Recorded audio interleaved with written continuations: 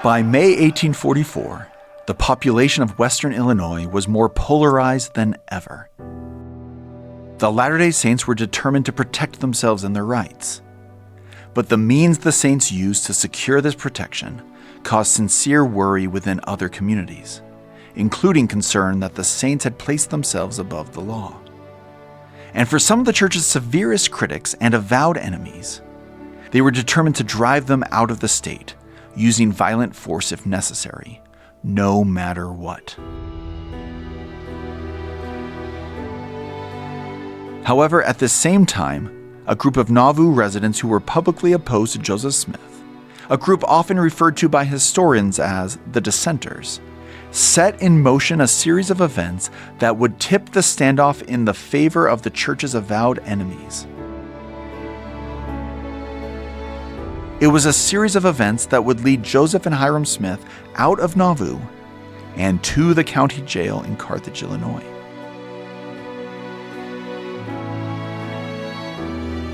That descent, and the series of events it started, is what we are talking about in this episode of Road to Carthage, a Joseph Smith Papers podcast. I'm your host, Spencer McBride. Episode 3, Leaving Nauvoo.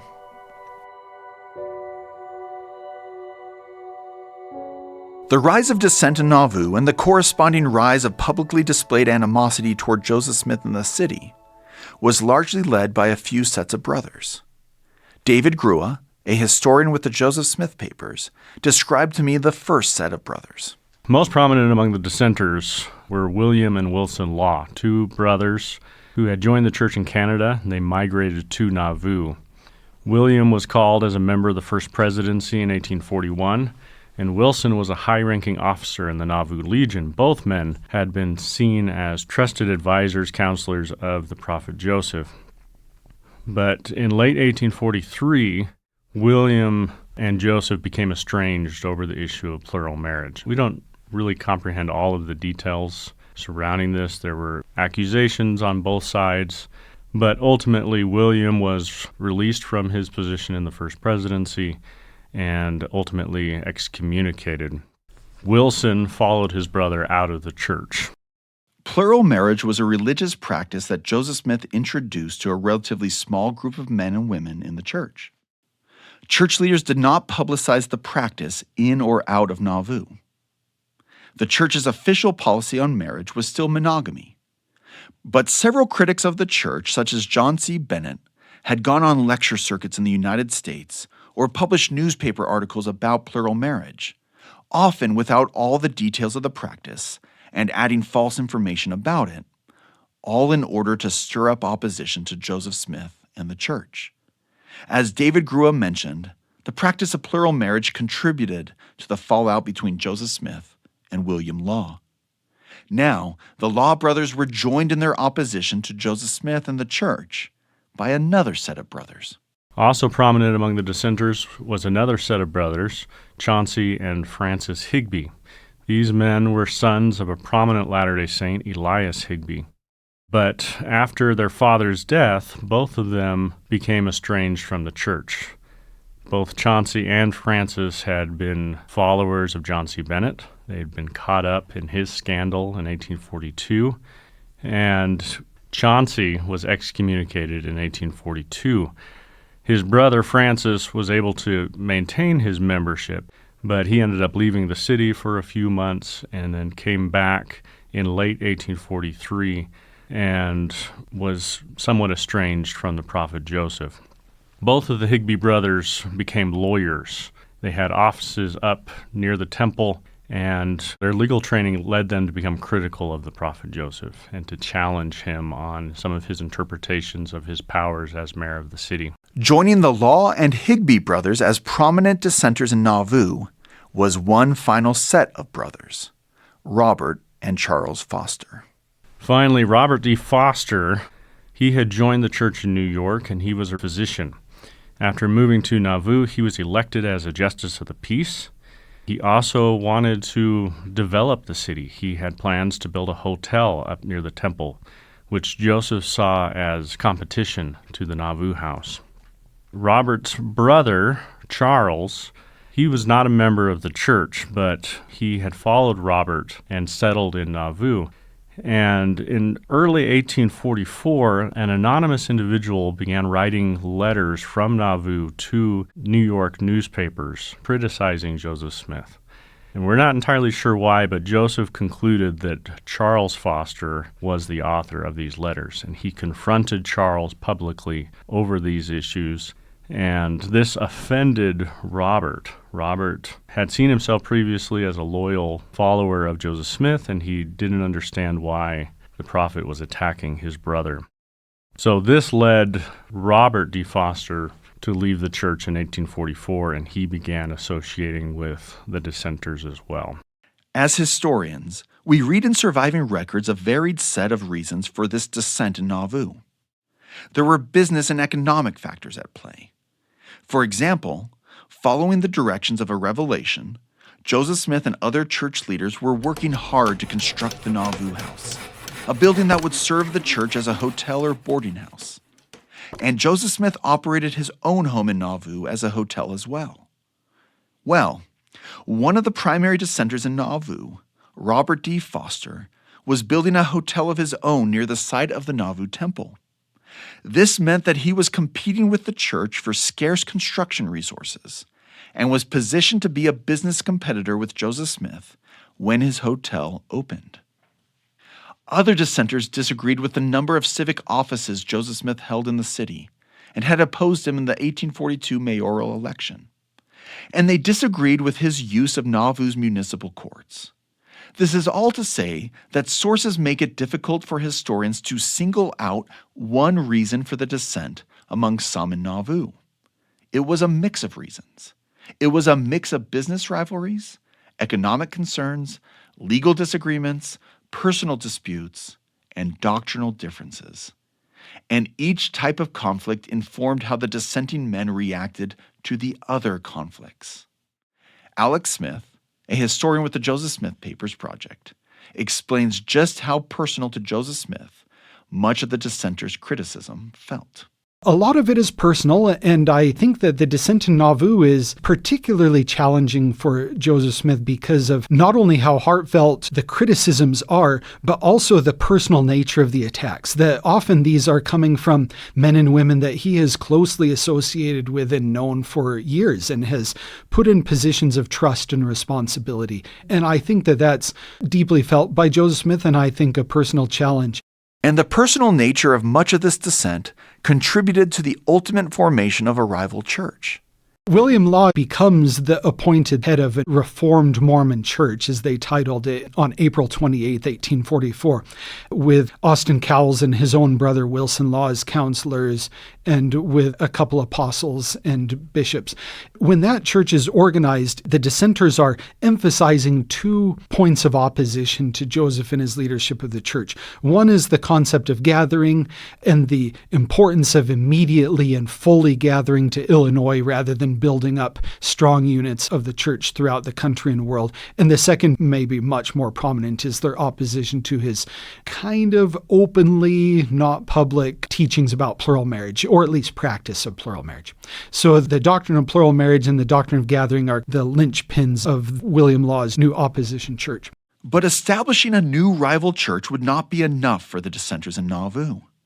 In March 1844, Joseph Smith learned of credible threats of violence against him and his family, threats that originated from several of these dissenters.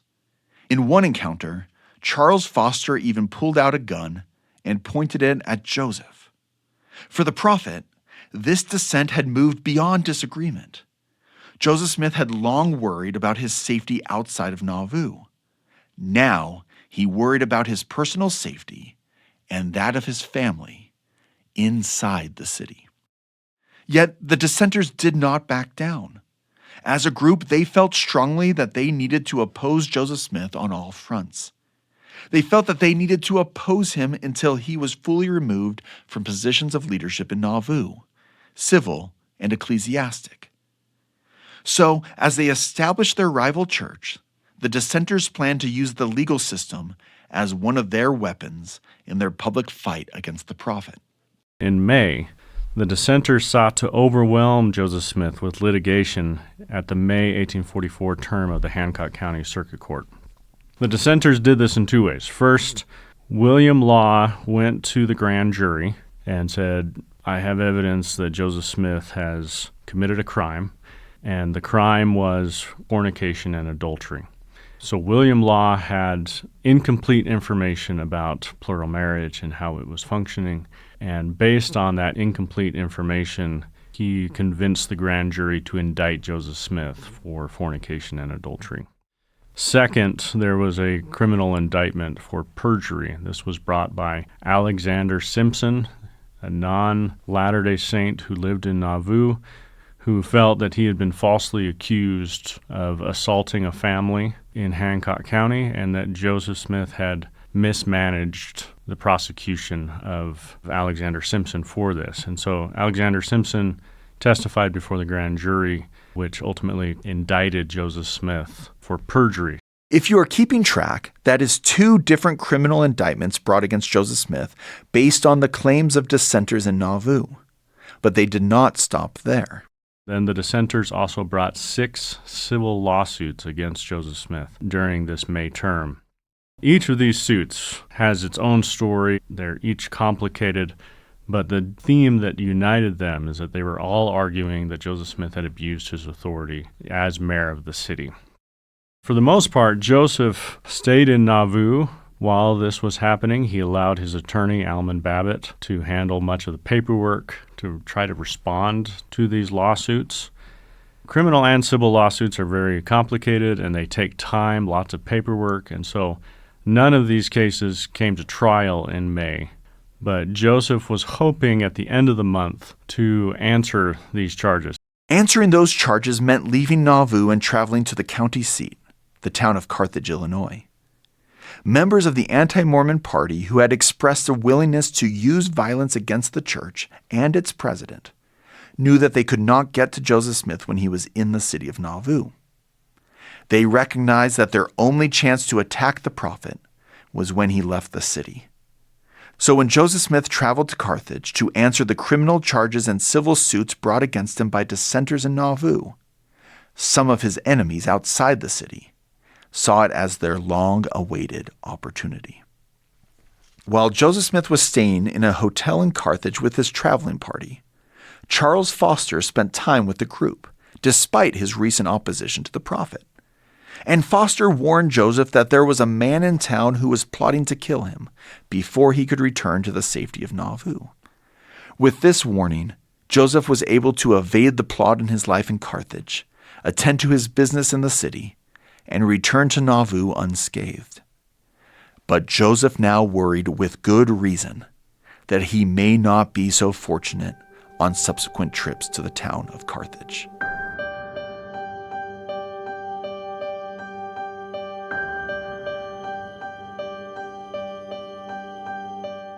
In this difficult, contentious environment, a group of dissenters in Nauvoo raised the stakes in their public opposition to Joseph Smith and the church. They expanded their strategy to flood Joseph Smith with litigation, to include attacks on him in the press. On June 7, 1844, a group of men in Nauvoo published a newspaper called the Nauvoo Expositor. The founders of the newspaper included many of the city's most prominent dissenters, including some who had threatened violence against Joseph Smith and his family. The editor of the newspaper was a man named Sylvester Emmons, who was also a member of the Nauvoo City Council.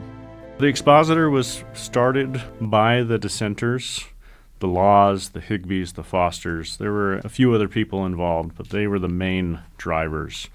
The Expositor was envisioned as a newspaper that would be something, it's in the name.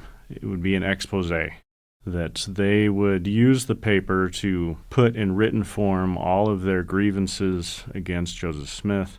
And their hope was that this paper would be read by the saints in Nauvoo and that it would convince them that there was too much corruption and that Joseph Smith should not be their leader, but that people outside of Nauvoo, those who were antagonistic already towards the church, that they would read the newspaper and it would provide ammunition for bringing Joseph Smith down, for lack of a better phrase. So the Laws, the Higbees, and the Fosters started this newspaper as a printed newspaper. They hoped that it would be able to travel in ways that just them talking would not. This becomes another way of attacking Joseph. Earlier they had used the legal system in May. Now they're using the press to attack Joseph Smith. What was so inflammatory about the articles in the Nauvoo Expositor? The Expositor included articles and editorials. It also reproduced articles from other newspapers that articulated many of the critiques that the dissenters had towards Joseph. It talked about plural marriage. They talked about what they viewed as his abuse of power as mayor of the city. They also talked a little bit about his use of church finances, which, again, they felt like he was acting in ways that most religious leaders were not in Illinois. Most of the articles weren't making things up whole cloth. They were piecing together information that they had gathered, a lot of it garbled, but it was rooted in kernels of truth, and they were presenting it in the most negative light possible. Now, you have to remember that some of these individuals, the Laws and Robert D. Foster in particular, they had been loyal followers of the prophet Joseph previously. They had defended Joseph Smith. So when they were in the church, when they were believers in Joseph Smith, they were willing to look at this information and defend it. But once they had crossed out of the church, they now looked at the same information but in a very critical light. So while most of the information there was rooted in some factual information, it was presented in a way to make Joseph Smith look terrible. The paper concerned many of the residents of Nauvoo and the city's leaders, but not necessarily because of its contents. Surviving records indicate that residents and city leaders alike were concerned that the paper would inspire violence against their community. They worried that it would lead to a repeat of the mob attacks that they had endured in Missouri. On June 8th, the day after the first and only issue of the Nauvoo Expositor was published, the Nauvoo City Council met to discuss what to do about the inflammatory newspaper. As mayor, Joseph Smith argued that the newspaper was a nuisance, invoking that word as a legal term. Joseph Smith clearly worried that the paper would instigate violence against the city and people of Nauvoo. The discussion on what to do about the Nauvoo Expositor carried over to the City Council's next meeting on June 10th. The council debated the subject for hours. They considered if there was legal basis for ordering the destruction of the newspaper. You can tell from the minutes that this was a very raw meeting, very emotional, as they started to imagine what could be the potential effects of this paper as it spreads. So they discussed two options for dealing with it. First, they passed a city ordinance that defined a libel, and they authorized Nauvoo courts to prosecute individuals for that crime. They based their city ordinance on an Illinois state statute that defined a libel as something that is in written form, that harms the reputation of an individual. And so that was the first option on the table, is to prosecute the proprietors of the Expositor for libel. The second option was to declare the paper a nuisance. Now, nuisance was an action that had its roots in the English common law. William Blackstone, in his famous commentaries on the common law, discussed nuisances and how they could legally be abated or removed. The members of the city council were aware, and they discussed Blackstone's commentaries on this subject. They also pointed to an addendum in the city charter, which gave the city council the authority to designate things as nuisances and to determine how to prevent and remove the same. Now, the city council, as far back as 1841, had been using this authority. In 1841, there was a grog shop, a building that sold illicit alcohol. And the city council found out about it. They declared it to be a nuisance. The Legion went and destroyed the building, and there was no outcry over the city council's use of that authority. To better understand the Nauvoo City Council's deliberations on the Nauvoo Expositor, I spoke with historian Richard E. Turley, Jr. He told me that to fully understand these proceedings, we first need to understand the prevailing legal culture of the United States at that time. Contrary to popular belief, the law is not congruent with concepts of fairness because concepts of fairness are inherently subjective, and what might seem fair to one group might not seem fair to another group. So the law is about compromising in such a way that you try to create the greatest amount of freedom for the greatest number of people. So in this particular case, the saints' worry is that in Missouri, they were subject to intense violence, and one of the results of this idea of power being in the people. And that is a weakness of democratic government, which Alexis de Tocqueville first coined as the tyranny of the majority. When the majority in any given place decides to enforce its will, that will can feel very unfair to those who are in a minority group. And all you have to do to understand that is to look back on American history and how minorities have often suffered at the hands of the majority. And related to that is what I call the majority double standard. Often throughout American history, whenever the majority has been in control in any given time and place, they have often operated under a double standard. Early American history is filled with examples of this double standard in the application of the law. For example, in the American South, a black man who was accused of saying something even mildly offensive to a white woman was often subject to violence or even death without the due process of law. Members of the racial majority would often just take matters into their own hands, acting illegally and outside the designated legal channels and processes. But in the same community, a white man could sexually assault a black woman, and often he would experience no consequences at all for his actions. It's a double standard. So this idea of a double standard very much applied to minorities in the United States, including racial minorities, including religious minorities, and often political minorities as well. And the Latter-day Saints were a religious minority who suffered from this double standard in Missouri.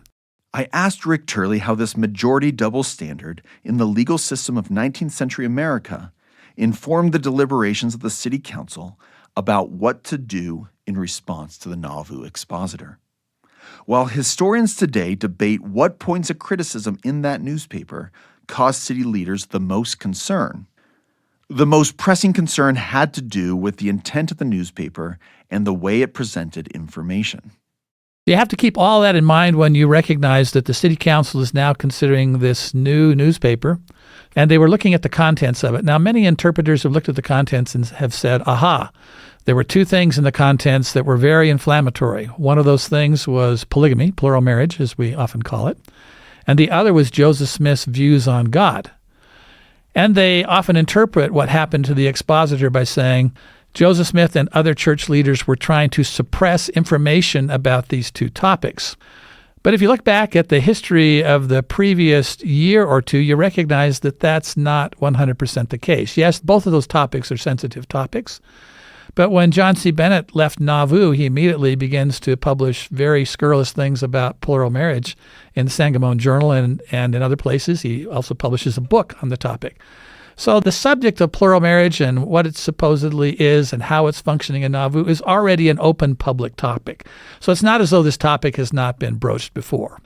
And then, of course, the idea of Joseph Smith's belief on the nature of God, he had made that the subject of his general conference talk on April the 7th of that same year. So there was nothing really new or inflammatory in that sense. Yes, it was a sensitive topic, as was plural marriage, but having that be repeated in the Nauvoo Expositor after it had already been stated not only in that April conference talk that today we call the King Follett sermon or King Follett discourse, but at other times and places, did not mean that this was a new topic that would suddenly come out because of the expositor. So the decision to suppress the expositor cannot be explained wholly on the basis of those two topics of plural marriage and Joseph Smith's views on deity. From this perspective, the suppression of the Nauvoo Expositor was principally about preventing violence. In Missouri, Latter-day Saints were murdered, women were sexually abused, the Latter-day Saint property in general was taken by others, all without any Missourian being punished at all for these very large crimes. And it was with that memory that they looked at the nauvoo expositor and said, what is the purpose of this paper? And I think it became very clear to them that the purpose of the paper was not just to bring out information about plural marriage and views of deity. The nauvoo expositor not only wanted to bring out information, but it also specifically advocated repealing the Nauvoo Charter and having the Latter-day Saints, who were gradually coming into their own in Hancock County as a majority population, and suppressing them. And so this was more, I think, about avoiding violence than it was about the other topics that were there. I think the members of the city council and Joseph Smith, when they met over 2 days that spanned a weekend, I think they were looking at it and saying, how can we avoid a repetition of what we experienced in Missouri?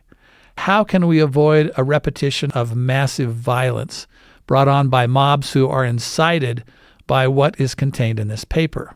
The city council turned to a law book called Blackstone's Commentaries, the source mentioned by David Grua earlier in this episode, for the legal justification for ordering the destruction of the expositor. Blackstone's Commentaries were a very prominent set of 18th century statements about law put together by an English legal expert. And in America, during this time period, there weren't vast legal libraries that people consulted for information. Obviously, there was no internet.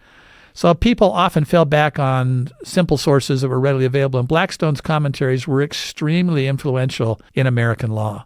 And Blackstone's Commentaries had a provision defining nuisance that the city council felt could apply very much to the nauvoo expositor. So on the legal basis of what Blackstone's Commentaries said, they declared it a nuisance, and then they ordered that it be shut down. After a vigorous debate over 2 days of city council meetings, in which Joseph Smith had eventually argued to have the nauvoo expositor deemed a nuisance and suppressed, the city council voted in agreement with that position. In his capacity as mayor, Joseph Smith ordered the city marshal, John P. Green, to destroy the nauvoo expositor with assistance from members of the Nauvoo Legion. And in order to destroy it, a group went to the nauvoo expositor building. They did not damage the building, but they took the materials out of the building, and they essentially created a fire out of the press. And they took the very sheets of the paper and they burned them, and they took the type, which was hand set, and they basically shook it from the frames, what we call pieing the type, so that it was lying all over the road. It was done, according to witnesses, without violence, without a lot of excess drama. It was simply a police enforcement of a directive that had come from the city council. However, the owners of the expositor did not view the destruction of their paper as an orderly act. In the United States during the 19th century, the freedom of the press was celebrated, but it was unevenly protected by local, state, and federal jurisdictions. We'll talk more about that in a later episode. But there was more for civic leaders in Nauvoo to consider than just the legal justifications of their action. They also had to grapple with the prudence of the act. How would the public respond?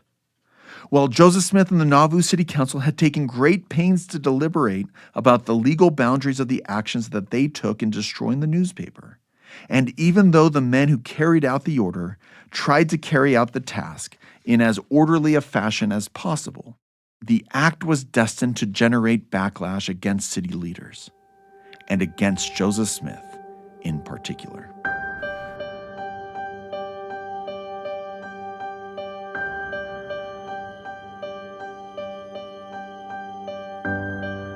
As you can imagine, the response to the destruction of the Nauvoo expositor came swiftly.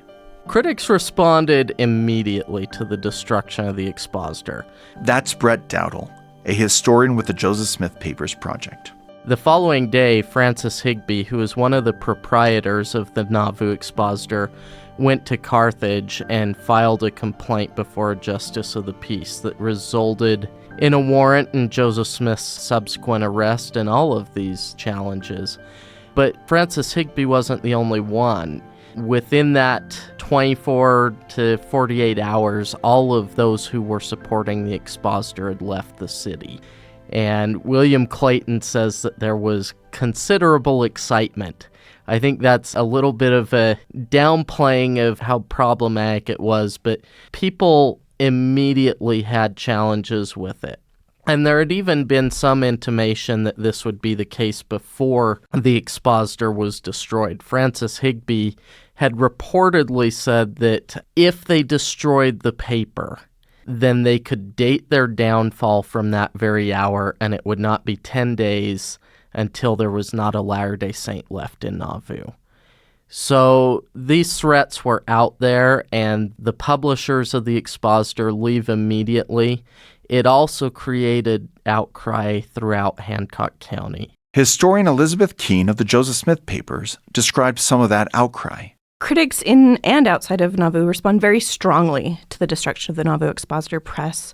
They feel it represents Joseph Smith acting above or outside the law, using the law to his own benefit, and to be this brutal dictator who quells anyone who will speak against him.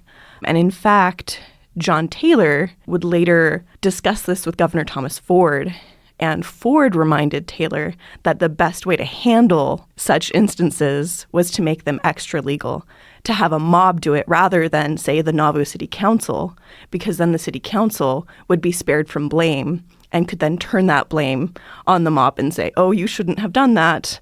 But the Saints had not wanted to use extra-legal mob violence against the Expositor newspaper, as Governor Ford suggested that they should have done. In Missouri in 1833, a mob had destroyed the Saints print shop and printing press. So, in 1844, Nauvoo city leaders wanted their proceedings to be lawful and above board. Of course, the dissenters who operated the Nauvoo Expositor did not agree with the city council's decision, and the anti-Mormon party, which was particularly strong in the towns of Warsaw and Carthage, had long been ready to stir people up to action against the Saints in such moments. And that is precisely what they did. Within days of the destruction of the Expositor, there are mass meetings held in both Carthage and Warsaw.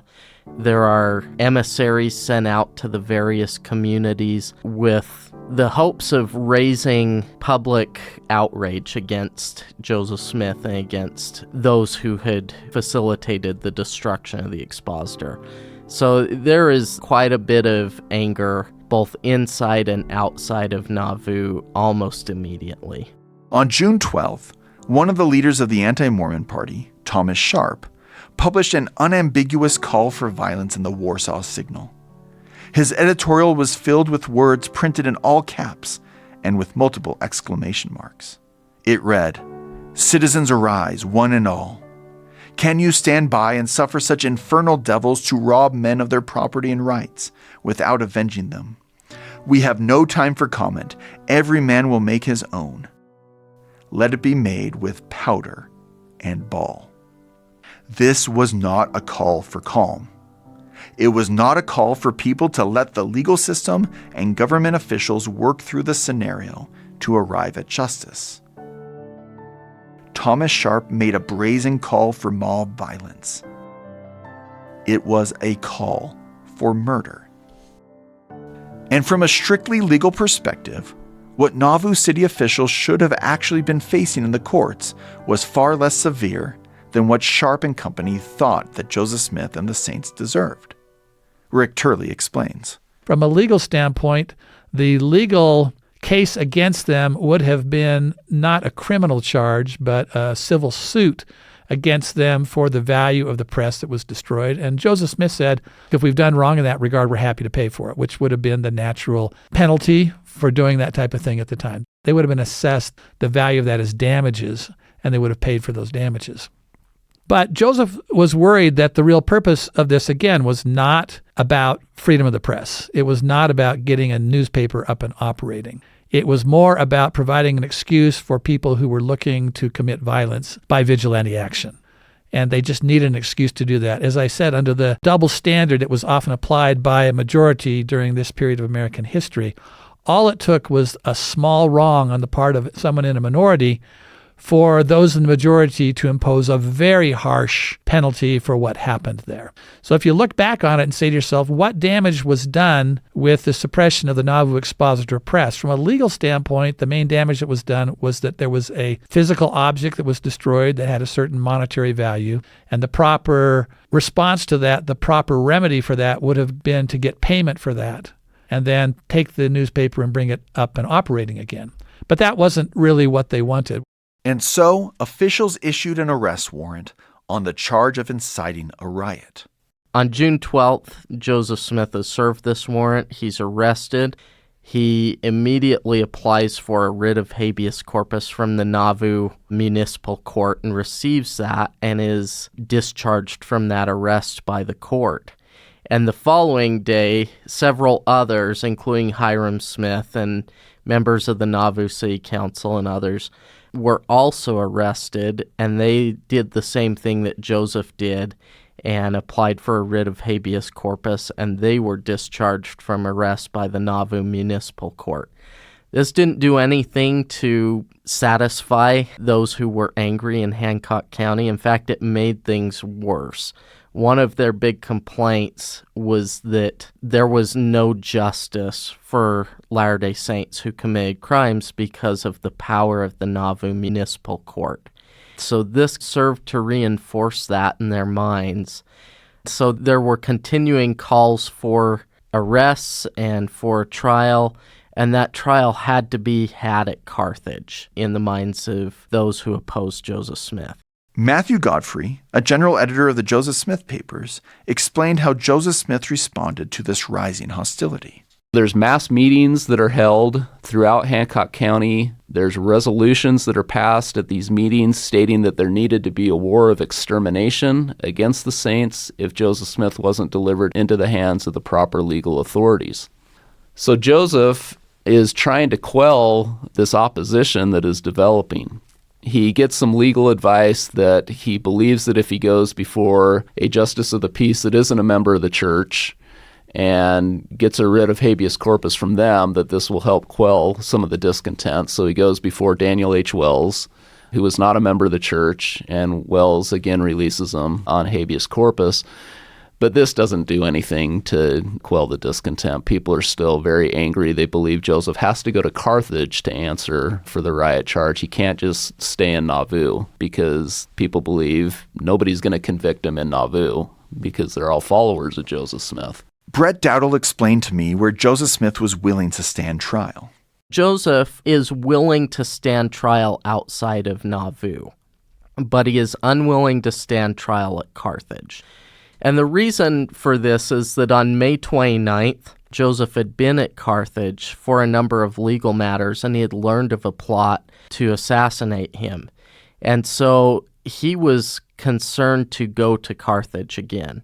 He writes to Illinois Governor Thomas Ford on June 14th and says that he was willing to stand trial at Springfield in front of the Illinois State Supreme Court. He was willing to stand trial before the United States Circuit Court for the District of Illinois. He was basically willing to stand trial anywhere but in Carthage because he felt that his life was legitimately threatened at Carthage. Yet, Governor Ford denied Joseph Smith's request. He insisted that Joseph stand trial in the town of Carthage. To Ford, Carthage was the proper jurisdictional venue for the hearing, since it was the county seat and the place where the legal complaints over the destruction of the Nauvoo Expositor were first made. The two sides of the conflict seemed to be at a stalemate on the question of where Joseph and his fellow city leaders would get their chance to defend themselves before a judge. Given the level of opposition that Joseph and the Saints are facing, and also hearing reports that mobs are planning attacks on the city, Joseph writes to Governor Thomas Ford of Illinois. He asks Governor Ford to call up the state militia to protect the city. But by June 17th, he hasn't heard anything from Ford about this. And so Joseph decides then that he needs to muster the Nauvoo Legion to protect the city. So he calls up the Nauvoo Legion for protection against the city. He also puts the city of Nauvoo under martial law on June 18th, And as part of that declaration of martial law, he tells the marshal, John P. Green, to not allow people and property to leave the city without a pass. A lot was happening all at once in and around Nauvoo. Let's take a moment to recap. Mobs were preparing to mobilize against the Saints at Nauvoo. So were units of the Illinois State Militia. Joseph Smith had called out the Nauvoo Legion to protect the city, and the Nauvoo Legion was itself part of the Illinois State Militia. Amid the rapidly rising tension, Governor Thomas Ford traveled to the county to meet with both sides of the conflict.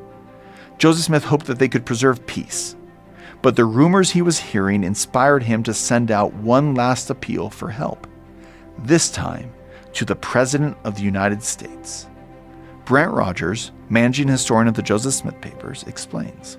To me, the most interesting appeal that Joseph Smith made to political leaders in June 1844 was the letter that he wrote to United States President John Tyler on June 20th, 1844. Joseph Smith had heard reports and seen signed affidavits that guns and other weapons were being trafficked from Missouri and Iowa into Illinois to assist in the violent actions that were taking place and that were being planned against Smith and the Latter-day Saints. And these reports and affidavits also indicated that a large number of armed men were traveling across state boundaries to participate in this vigilante activity. So Joseph Smith wrote a letter to the president. He requested that the president act to, quote, render the protection which the Constitution guarantees in cases of insurrection and rebellion, and to save the innocent and oppressed, end quote. And I think Joseph is hoping that the president would use his power. The president of the United States is a powerful office, and that he could use that power to immediately send federal troops to quell the impending crisis in western Illinois. Yet, it would take weeks for that letter to arrive in Washington, D.C. And it would take weeks for a response to arrive if President Tyler chose to respond at all. With each day that passed, the tensions in the state of Illinois rose. In two letters from Governor Ford to Joseph Smith on June 21st and June 22nd, the governor made it clear that he would call out the state militia if Joseph Smith did not go to Carthage. Joseph Smith was in a tough place. If he went to Carthage, he would likely die. If he stayed in Nauvoo, it appeared increasingly likely that mobs and the militia would attack the people of the city. As Elizabeth Keene explained, in the early morning hours of June 23rd, Joseph made an unexpected decision. Joseph and a small group left Nauvoo the night of the 22nd in the early hours of the morning and went across the Mississippi River to Iowa and stayed at the home of Latter-day Saint William Jordan. And this seems to be not only an effort to avoid the governor's orders, but to find a place of temporary safety and refuge and take a moment to regroup and figure out what to do next. As the sun rose on June 23rd, Joseph Smith was safely out of Nauvoo.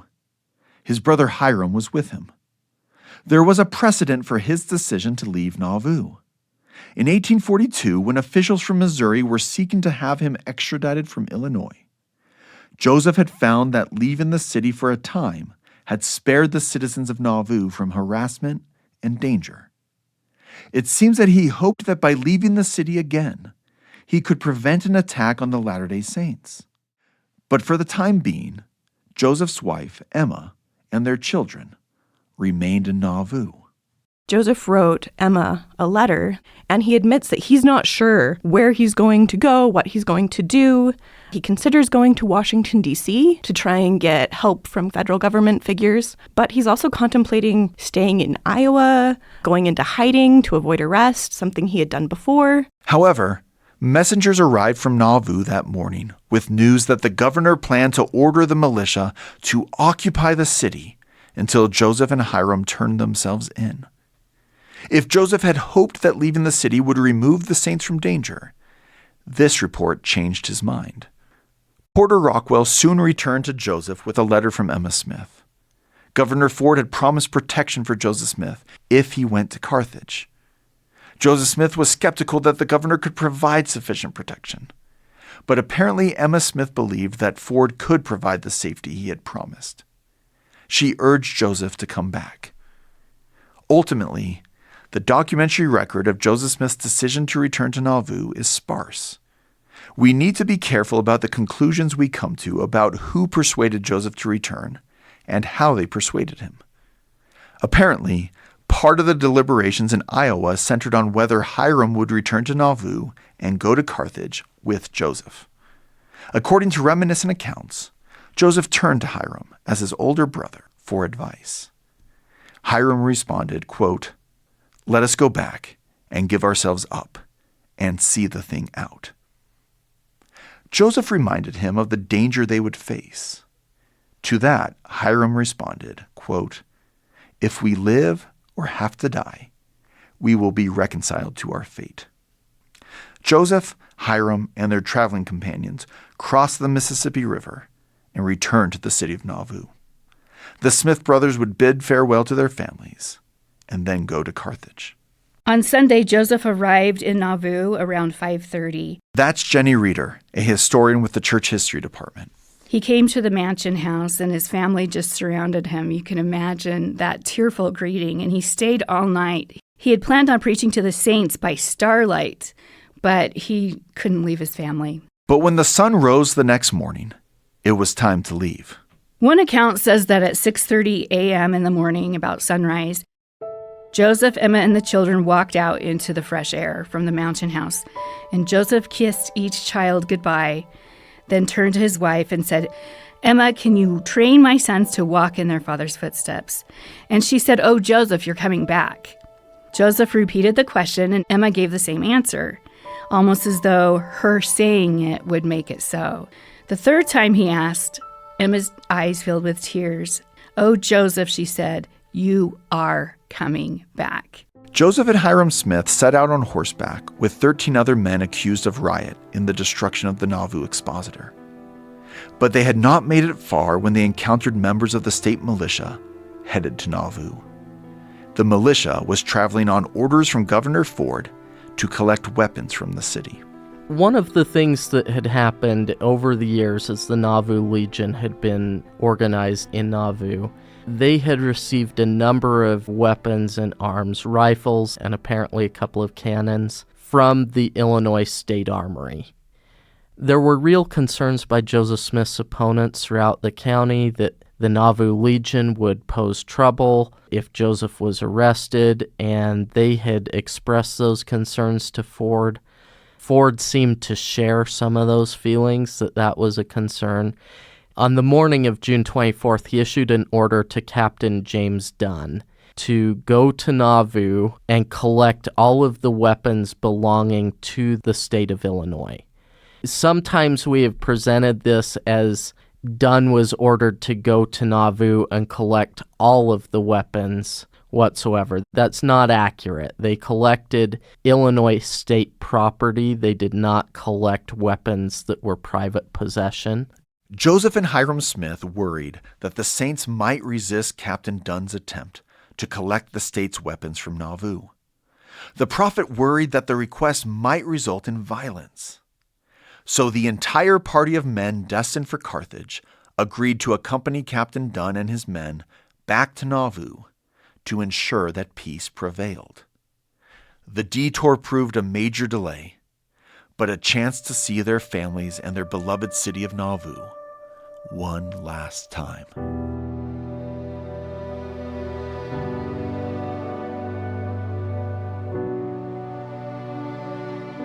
Around midnight, the traveling party arrived in Carthage, Illinois. They rented rooms in the Carthage Hotel, also known as Hamilton's Carthage Hotel, where they would rest before going to the courthouse in the morning. In the best case scenario, they would enter a plea on the riot charge, post bail, and return to Nauvoo. But law officers in Carthage had something else in store for Joseph and Hiram Smith. And that is where we will pick up the story in the next episode of Road to Carthage, a Joseph Smith Papers podcast.